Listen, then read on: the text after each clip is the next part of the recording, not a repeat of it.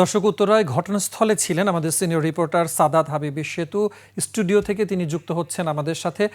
সেতু, এই দুর্ঘটনার বীভৎসতা আপনি একেবারে চাক্ষুষ দেখেছেন, সারাদিনে কি পরিস্থিতি দেখলেন সেখানে? অসংখ্য ধন্যবাদ মুজাহিদ। এবং আমার ধারণা সামাজিক যোগাযোগ মাধ্যমের কল্যাণে অনেক ভিডিওই, অনেক স্টিল ছবি আপনারা ইতিমধ্যেই সামাজিক যোগাযোগ মাধ্যমে দেখেছেন, গণমাধ্যমে তো অবশ্যই দেখেছেন।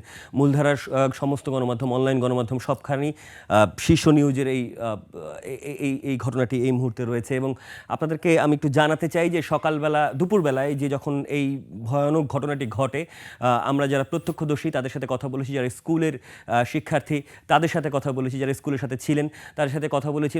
প্রায় 10 থেকে 12 কিলোমিটার দূরত্ব বিমানবন্দর থেকে। এবং অন্য সময়ে শিক্ষার্থীরা সম্ভবত ক্লাসরুম থেকে বিমান উড়ে যাওয়াটা দেখতেই অনেক বেশি উপভোগ করেন, কিন্তু আজকের এই সোমবারটা হয়তো সবাই ভুলে যেতে চাইবেন, ভুলে যাওয়ার উচিত, মানে চেষ্টা তো করবেন যারা ট্রমায় রয়েছেন। এখন পর্যন্ত আমরা যতটুকু জানতে পেরেছি, ওই দুটি ক্লাসরুমে 3 তলা একটি ভবন ছিল প্রাইমারি স্কুলের, সেই ভবনের নিচ তলায় আসলে বিমানটি বিধ্বস্ত হয়েছে, তার মাথার অংশটি আঘাত হানে। এবং আমরা যতটুকু জানতে পেরেছি, স্থানীয়দের যে দাবি, সেই দাবি বলছে যে সেখানে অন্তত পক্ষে 150 থেকে 200 শিক্ষার্থী দুটি ক্লাসরুমে ছিলেন।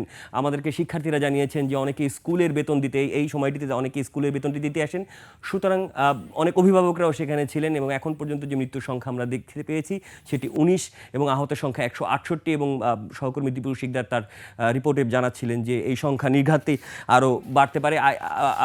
আইএসপিআরের যে বিবৃতি, সেই বিবৃতিকেও কিন্তু এই একই সংখ্যা দেওয়া হয়েছে। কিন্তু আমাদের কাছে আজকে এই পুরো ঘটনায় আমরা দেখতে পেয়েছি যে সাধারণ মানুষ, ঘটনা যখন ঘটে তারা জানিয়েছে খুব দ্রুত সময়ের মধ্যে ফায়ার সার্ভিস এসেছে, খুব দ্রুত সময়ের মধ্যে বাংলাদেশ সেনাবাহিনী সেখানে গিয়েছে, উদ্ধারকারী সমস্ত ব্যবস্থাপনা ছিল।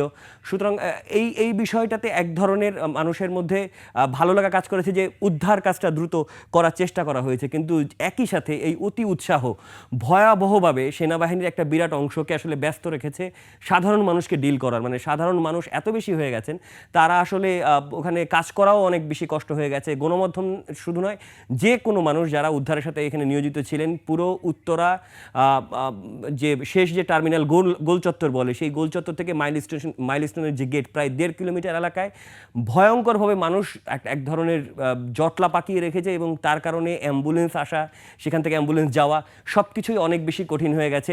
সবশেষ আমরা 2018 সালের 12 মার্চ BS211 ইউএস এয়ারলাইন্সের একটি বিমান আমরা নেপালে বিধ্বস্ত দেখেছিলাম। এরপর এরকম বিধ্বস্তের ঘটনা আজকে আমরা দেখলাম।